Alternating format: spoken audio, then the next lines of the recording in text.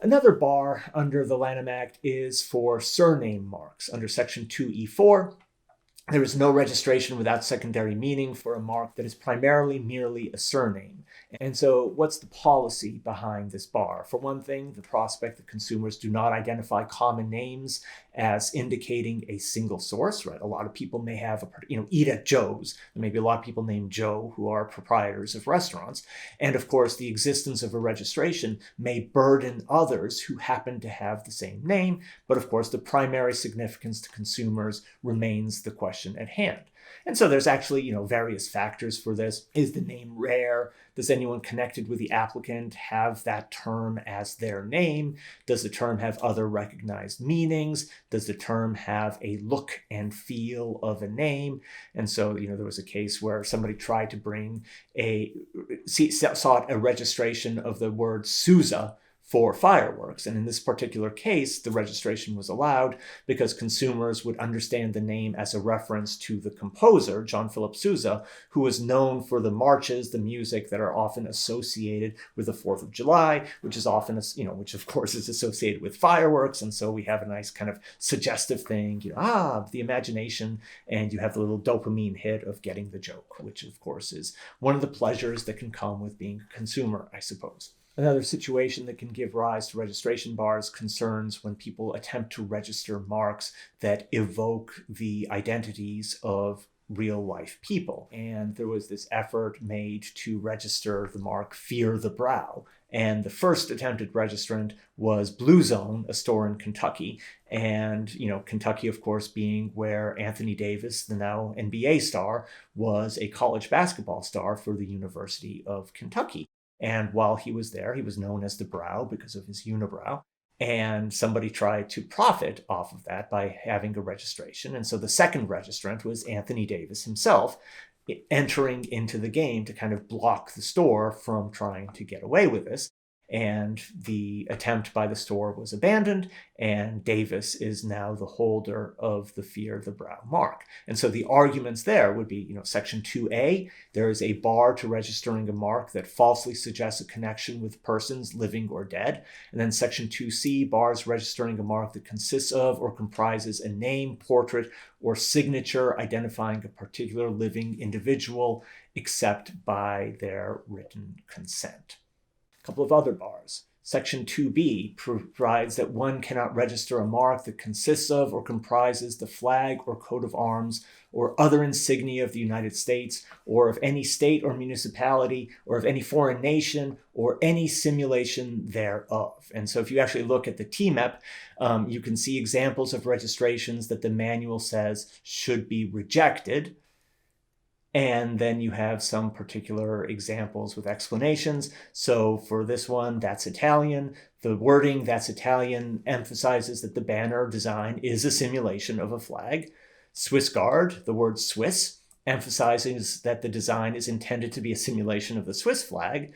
And then finally, the one for the Texas Rock Association, the black and white mark is refused because the word Texas emphasizes that the design is intended to be the state flag of Texas. Here are some examples of things that are acceptable under Section 2B. So the first two, right, USA roadside, stateside USA, the flag forms another design, number, or letter. Save, support American volunteer efforts. The flag is substantially obscured by other matter. And then in the final pair, the flag is not in a flag shape. This land is mi tierra, the flag is in a different color. And then the bottom one, the flag feature is significantly altered. But one interesting example of the application of this bar came in a case called In Re Government of the District of Columbia from the TTAB in 2012. And this was an effort by Washington, D.C. and the city of Houston in a companion case to register their insignias for the use in merchandising sales. And Section 2B says, well, there is no registrations of the insignia of any state or municipality. And the TTAB says, it doesn't matter that the person trying to register is in fact the municipality. It's kind of interesting because you would think that, to the extent there ought to be merchandising sales in this sort of thing, perhaps it could be a revenue raiser for the government in question. But on the other hand, to the extent that governments or public entities, perhaps certain kinds of IP should belong to the public at large, and everyone should be free to make use of them in merchandise and the like. So in any case, this ruling by the TTAB was affirmed by the Federal Circuit. So just to kind of recap the various registration provisions, the bars that we have under Section 2 of the Lanham Act, Section 2A, bars to registration of deceptive matter that falsely suggests a connection with persons, national symbols, institutions, beliefs, or would bring them into disrepute. That cannot be overcome by secondary meaning. And as a side note, Section 2A was also the home of the disparagement and scandalous bars that were declared unconstitutional by the Supreme Court over the last decade. Section 2B consists of a flag, coat of arms, or insignia of the U.S. or of any state or municipality or any foreign nation. Also cannot be overcome by secondary meaning. Section 2C, a mark comprising the name, portrait, or signature of a living person, except by written consent. A mark comprising the name, portrait, or signature of a deceased president, except by written consent of the widow, if alive. Again, cannot be overcome by secondary meaning. Section 2D, a would-be mark that would cause confusion with another mark, in a situation where a concurrent registration is not possible. Here too, impossible to overcome with secondary meaning. Then we get to Section 2E, a mark that is merely descriptive or deceptively misdescriptive. Here, secondary meaning will cut it.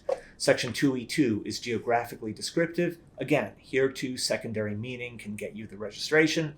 2E3 is primarily geographically deceptively misdescriptive. That cannot be overcome by secondary meaning.